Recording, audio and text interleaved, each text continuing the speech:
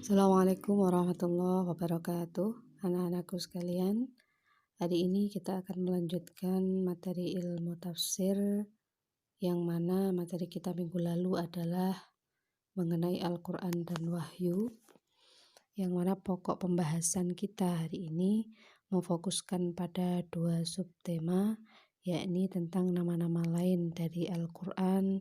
Kemudian yang kedua adalah tahapan-tahapan turunnya Al-Quran.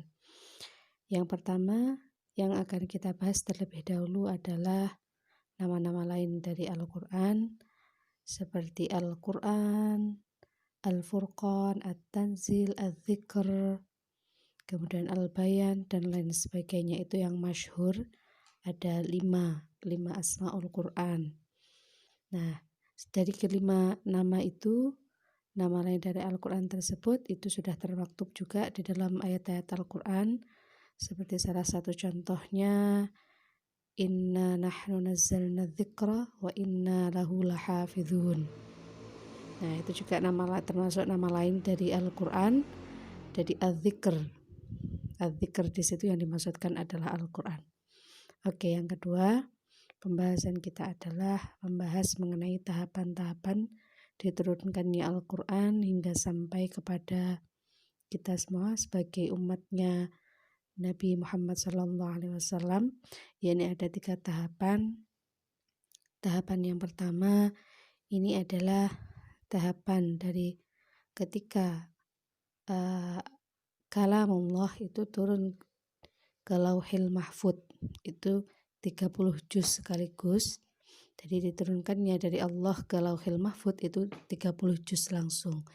Kemudian tahapan yang kedua, dari Lauhil Mahfud hingga ke Baitul. Nah, yang kedua adalah Baitul Izzah, yang mana dari Lauhil Mahfud diturunkan ke Baitul Izzah. Baitul Izzah itu adalah langit yang terletak langitnya dunia. Nah, itu juga diturunkan sekaligus 30 juz sekaligus. Nah, kemudian dari Baitul Izzah diturunkan kepada Rasulullah melalui Ruhul Qudus, yakni malaikat Jibril, sebagai perantaranya, itu diturunkan secara berangsur-angsur. Nah, dari diturunkannya berangsur-angsur itu juga memiliki beberapa hikmah-hikmah. Kenapa kok tidak diturunkan 30 juz sekaligus? Nah, itu akan kita bahas minggu depan sebagai review. Jadi kita review lagi dari beberapa tugas yang sudah kalian kerjakan. Oke, itu tadi sekilas mengenai subtema kita pada hari ini. Nah, untuk tugasnya silahkan dibaca di e-learning atau web madrasah. Kemudian untuk memudahkan pembelajaran kita minggu yang akan datang, silahkan dipelajari mengenai wahyu. Yakni ada beberapa tahapan atau beberapa subtema yang perlu kita bahas di minggu yang akan datang.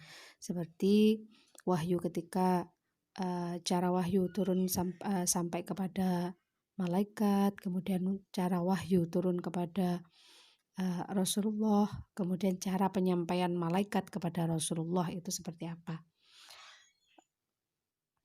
Oke, mungkin itu dulu yang perlu saya sampaikan untuk materi kita pada hari ini. Silakan dibaca elektronik booknya pada web madrasah, e-learning madrasah. Di situ sudah terdapat 2 bahasa, e-learning yang e-book yang berbahasa Arab maupun elektronik book yang berbahasa Indonesia. Nah, kemudian silahkan difahami. Di situ UKBM-nya yang belum selesai silahkan diselesaikan. Oke, selamat belajar, selamat mengerjakan.